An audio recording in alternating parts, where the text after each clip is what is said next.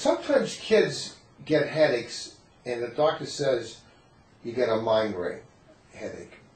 What is a migraine headache, and how come he's so sure? Yeah, so migraine headaches are actually more common in children than a lot of people think.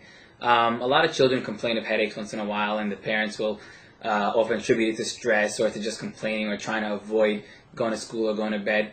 But a lot of times these are migraine headaches, and a good neurologist or headache specialist will be able to talk to the child and find out exactly what the symptoms are having. What would you be looking for? So some classical things that we see in migraine are in children a little bit different than in adults, where we'll see that they'll complain of the headache being in the front or on the sides of the head, or sometimes on one side more than the other. A lot of times they'll be bothered by bright lights or loud noises. A lot of these children, and also associated with being dizzy or nauseous, sometimes even vomiting with the headaches. And a lot of these children actually have significant motion sickness where they get car sick, and this is actually related to the migraines. Are there any triggers, lack of sleep, certain foods, any triggers of it? Yeah, there's a lot of triggers of migraines that can make migraines more frequent or more severe. And this is something we see all the time, where a child will be having migraines for years, only about once a month or twice a month or so. And then once they start having more of these triggers in their life, they'll start having more frequent, more severe headaches, and that's when they'll come to the neurologist. A common trigger is lack of sleep, too. So lack of sleep, going to bed late, or even just having erratic sleep schedules is definitely one of the more common ones. Skipping meals, including such as skipping breakfast, is very common.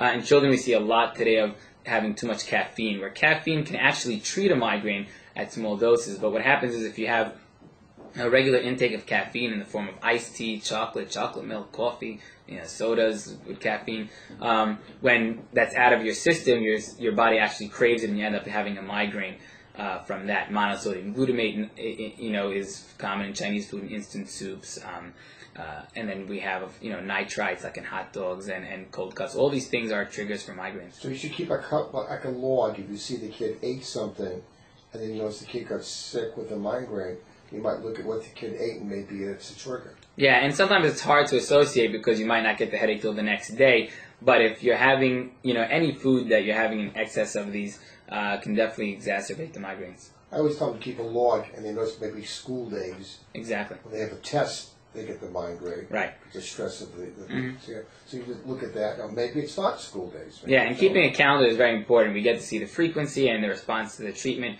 and that helps us in deciding how to properly manage it. And the common over-the-counter medicines, and any of them really help with headaches?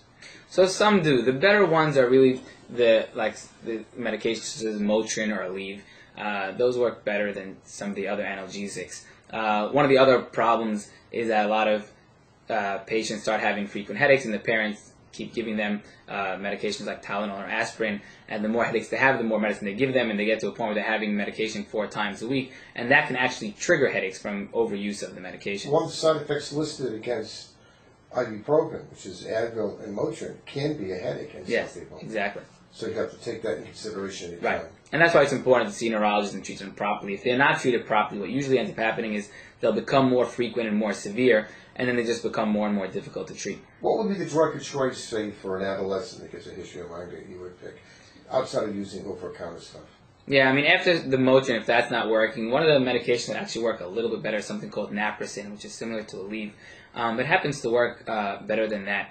And that will usually do the trick. If that's not working, then it'll depend on the age group and the type of headache that they're having, but we can move on to other medications such as triptans would be the next choice to start with. As far as abortive therapy, trying to stop the actual headache.